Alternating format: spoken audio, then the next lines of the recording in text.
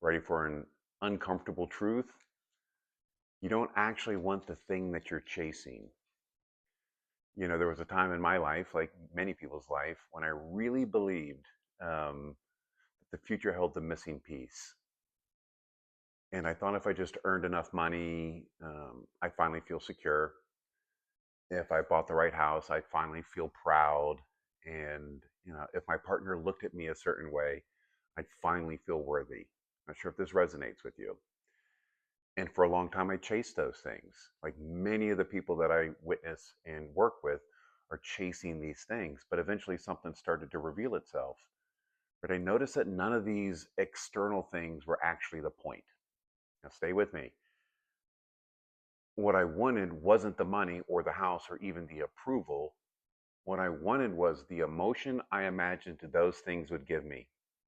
So the emotions on the other side of that event, right? I wanted safety. I wanted joy. I wanted to feel like I mattered. And those were the representation of those emotions. And once I saw that, I had to sit with the harder question. And I invite you to sit with this harder question, but an important one. If I could feel those emotions right now, without the house, without the money, without anyone changing, would I still need the thing I was chasing?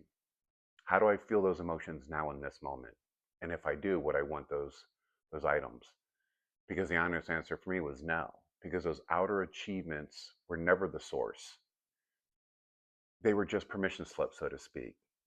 Reasons I gave myself to feel something that was already available. And I see this with people again all the time, and I mean this compassionately. They think that they want the future event, but what they really want is the feeling they've postponed until the event arrives. And here's the truth that no one teaches us.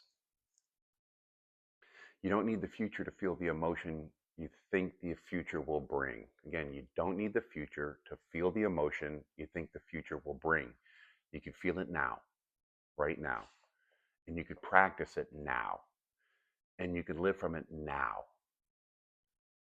And ironically, when you stop chasing these things and start embodying the feeling,